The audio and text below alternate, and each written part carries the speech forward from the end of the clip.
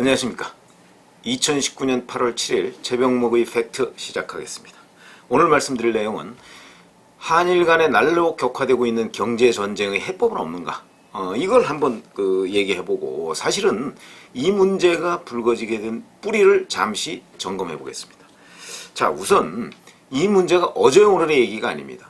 지금 시청자분들이 알고 계신 거는 작년 10월 말에 한국 대법원이 일본 강제징용 피해자의 과거 누적됐던 임금체불 문제, 이거에 대한 보상을 결정했다, 최종적으로 결정했다 하는 부분을 알고 계실 것이고, 그 다음에 그 부분에 관해서 일본이 문제 제기를 해서 문재인 정부한테 이 문제에 관해서 대화를 하자라고 했는데 문재인 정부가 아무런 응답을 안 했습니다. 이런 것들이 직접적으로 경제보복을 초래한 많은 원인 중 가장 중요한 원인 중에 하나였는데, 문재인 정부는 이 문제에 관해서 그 본질이 아닌 다른 문제, 예를 들어서 경제보복 문제를 가지고 일본과 대화를 하자고 그랬지만 일본은 그 부분을 거절하고 있습니다. 왜 그러냐면 한국이 일본에 요청하고 있는 것은 경제보복을 어떻게 할 것이냐는 문제에 대한 대화고, 일본이 한국에 대해서 요청하고 있는 것은 바로 대법원 판결 문제가 잘못됐으니까 그 문제를 협의하자. 궁극적으로 아주 오래전까지 거슬러 올라가면 1965년 한일협정에 대한 해석을 어떻게 할 것이냐 하는 문제를 협의하자, 이런 문제인데 그 문제에 대해서는 문재인 정부가 대화를 거절하고 있는 겁니다. 자, 그러면 이게 언제부터 비롯되어 있는 거냐 하면 무려 22년 전으로 사실은 거슬러 올라갑니다. 일제 강제징용 피해자 한 분이죠. 그 몇 분들이 사실은 일본 오사카 지방재판소에 이 문제에 대한 배상을 청구합니다. 그게 97년 12월입니다. 지금으로부터 22년 가까이 됐죠. 상대는 누구냐면 신일철 죽음, 그러니까 일제 강점시대의 신일철 죽음입니다. 현재 일본 제철입니다.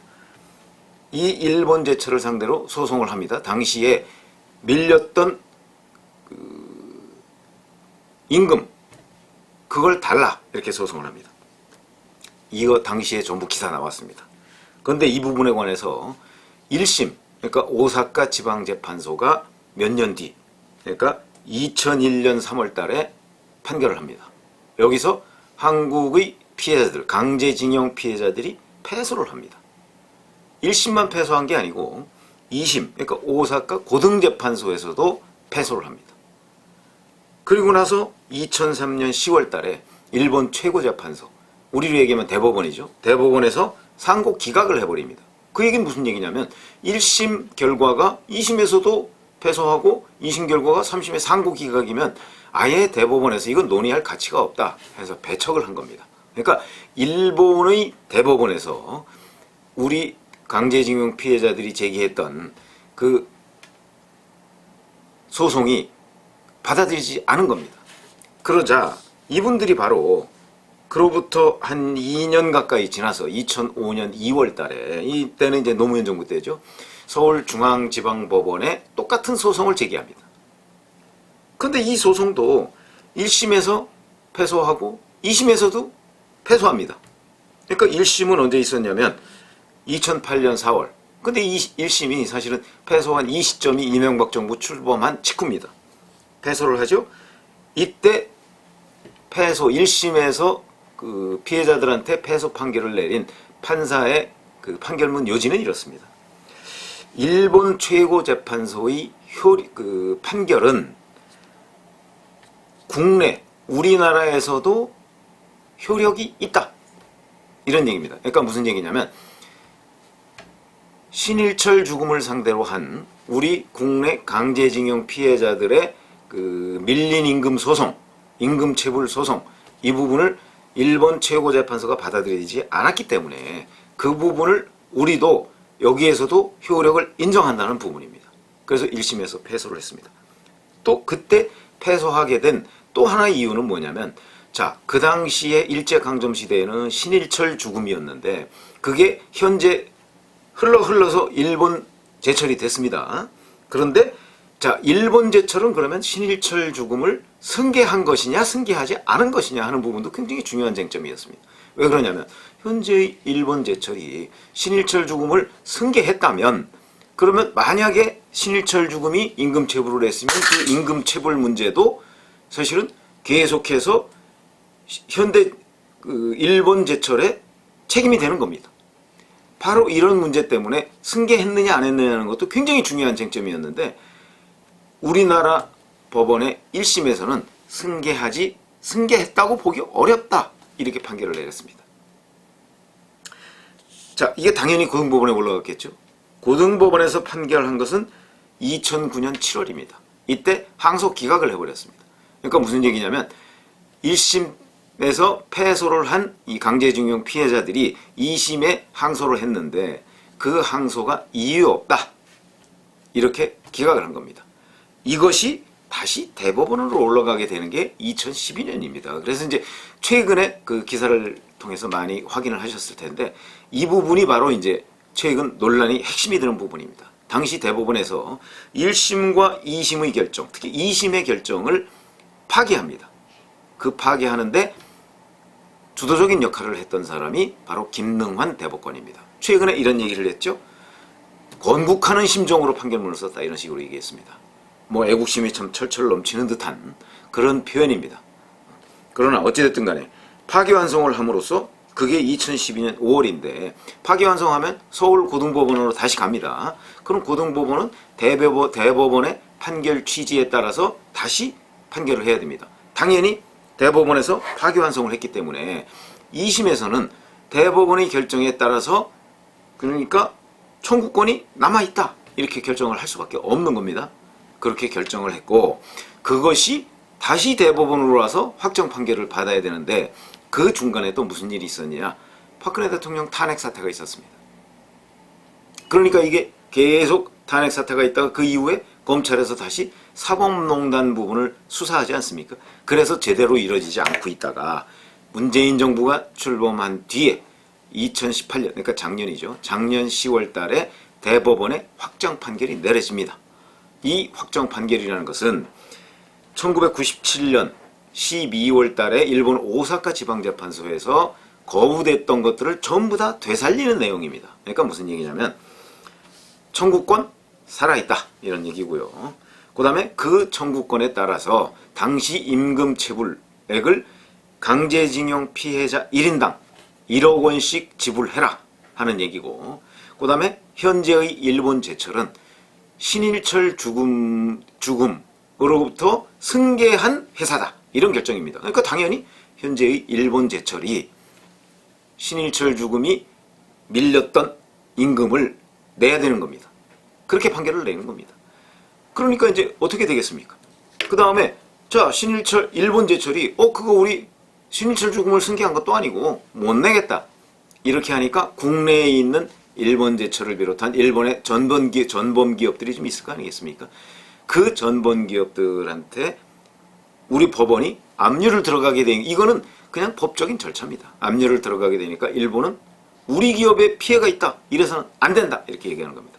간단히 다시 정리해서 말씀드리면, 우리의 대법원에 해당하는 일본의 최고재판소에서 배상 청구권이 남아있지 않다고 얘기를 했고, 그 다음에 일본 제철은 신일철 죽음을 승계한 회사가 아니다, 이렇게 판결을 했고, 그 다음에 우리나라에서 똑같은 소송을 제기하니까 1심과 2심이 일본 대법원과 같은 결정을 내렸는데 우리나라 대법원이 이걸 뒤집은 겁니다. 그래서 확정됐는데, 자, 이게 뭐 친일파가 아니다, 우리 이런 뭐 민족 감정 가지고 법원의 판단을 재단할 수는 없습니다. 그러니까 정확하게 어느 게 맞느냐, 우리 그거 판단 내릴 수 없습니다. 왜 없느냐? 일본은 일본 최고재판소에서 결정을 내린 것이고, 한국은 한국의 최고재판소에서, 대법원에서 결정을 내린 겁니다. 그러니까 우리 국민은 당연히 한국 대법원의 결정을 존중해야 되는 것이고, 그럼 그거의 이면을 한번 보시자고요. 그렇게 되면 일본은 일본 최고재판소의 결정을 존중할 수밖에 없을 것입니다. 그렇게 한국과 일본 최고재판소, 대법원의 결정이 충돌할 때 이걸 어떻게 해결해야 되느냐 하는 문제가 남는 겁니다. 그러니까 이런 걸 해결하기 위해서 있는 것이 바로 ICJ, 국제사법재판소라는 것이죠. 그런데 국제사법재판소는 어느 일방, 어느 한쪽이 우리 그 국제사법재판소에 가지 않겠다 그러면 가지 않을 수 있도록 돼 있습니다. 그러니까 이런 문제 가지고서 일본 대법원과 한국 대법원의 판결이 충돌하니까 어느 한쪽이 국제사법재판소로 가자라고 얘기하면 다른 한쪽이 우리 안 가겠다 그러면 갈 수 없는 겁니다. 그러면 이제 어떻게 해결해야 되겠습니까? 전부 다 한국과 일본이 각각 자기 대법원의 결정이 옳다고 주장을 할 경우에 해결 방법이 마땅치가 않습니다. 그때 등장하는 것이 바로 외교적 해법입니다. 외교적 해법. 그래서 사실은 지금 그 야당에서 주로 문재인 대통령한테 주문하는 것이 외교적 해법입니다. 왜 그러냐면 양쪽 대법원의 판결이 충돌하기 때문에 이걸 풀 수 있는 방법은 외교적 해법 또는 문재인 대통령과 아베 총리의談判, 그것도 외교적 해법이죠. 그거밖에 없다. 이렇게 지금 주장하고 있는 겁니다. 물론 거기에서 더 구체적으로 들어가지는 않고 있지만 외교적 해법이라는 것은 바로 이런 것을 포괄하는 개념이다. 우리가 이렇게 얘기를 할 수 있습니다. 자, 그 외교적 해법에는 과연 뭐가 있을까요? 우리가 단정적으로 얘기할 수 없습니다. 그런데 마침 8월 7일 바른미래당 최고위원 회의에서 손학규 대표가 해법을 제시했습니다.